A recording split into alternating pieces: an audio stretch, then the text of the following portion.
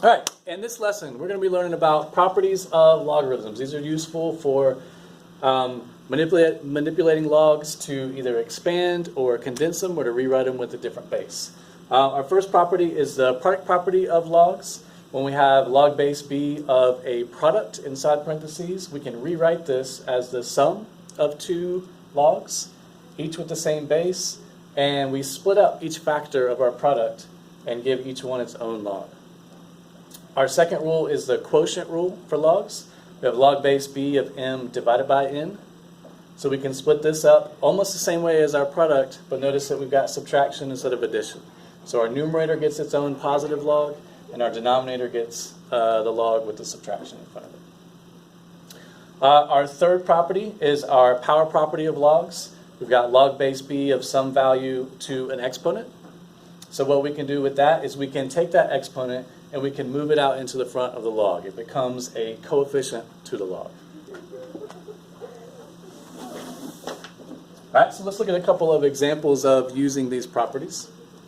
Okay, our first example says expand each log expression. So whenever you're asked to expand a log, you want to rewrite a given log into the sum or difference of multiple logs, to where each of your terms has no quotients, no products, and no exponents. Okay, so first step, looking at part A, we've got log of xy cubed. So we've got a product here between x and y. So our first step is to split up the x and the y and give each one its own log. So we've got log of x plus log of y cubed. Notice that only the y is being cubed in this expression. Okay, our second step, so this first term looks good. Our second term, we want to get rid of that exponent. So we're going to bring it out front using our power rule.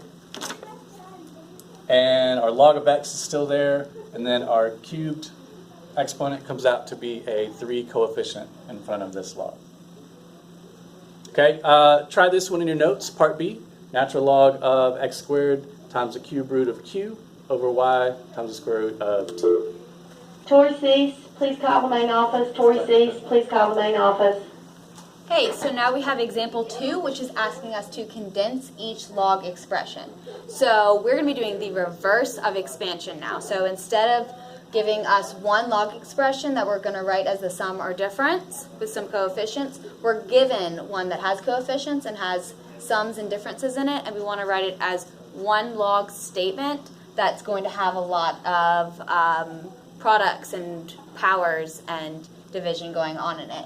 So for this first one, we are given 3 times the natural log of x minus 1/2 the natural log of y plus 5 times the natural log of z. So notice that all these are natural logs here because we want to make sure we have the same base for each of the logs that we're going to be combining.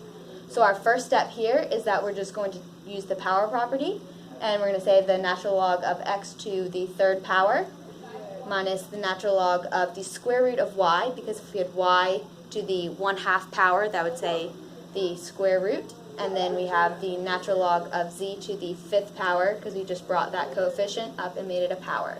So that's our first step, and now we see that we have sums and differences going on here. So we're going to first combine these first two. So we have subtraction going on, so now we're going to make that division using our log property. So we're going to have the natural log of x cubed over the square root of y plus the natural log of z to the 5th power. So our last step is just to combine it all into one log term. So we're going to have the natural log of x cubed times z to the 5th all over the square root of y. So now try these last two examples in your notes. It's 3 times the natural log of x minus the whole quantity 1/2 natural log of y plus the 5 times natural log of z. Notice that these are the same problem, except for this one has brackets here, which is going to change your solution. And then c is 4/3 times the log base b of 27 minus 2 times log base b of 9. Let's try those in your notes.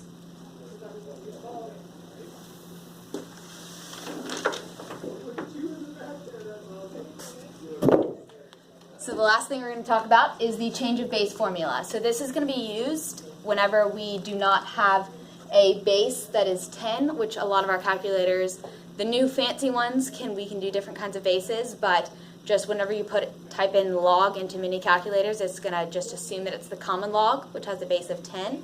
So in these don't have base 10, so we're going to have to convert it.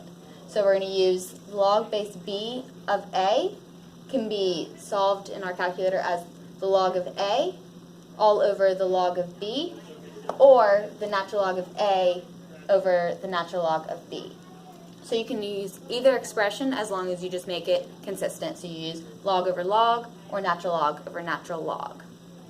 So now let's try these examples. So example 3 is asking us to evaluate using a calculator. So this is going to be just plugging it in to your calculator using this form.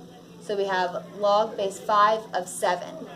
So just using our rule up here, we're going to say log of 7 over the log of 5, which when we put in our calculator, you're going to get approximately 0.283. And then for our second example, B, here we have log of base 0.4 of 8. And so we're going to change that into the natural log of 8 over the natural log of 0.4, which is approximately negative 0.269. Notice that in the first one we did log, and the second one we did natural log, so it doesn't matter which one you do as long as you're just staying consistent with your numerator and denominator.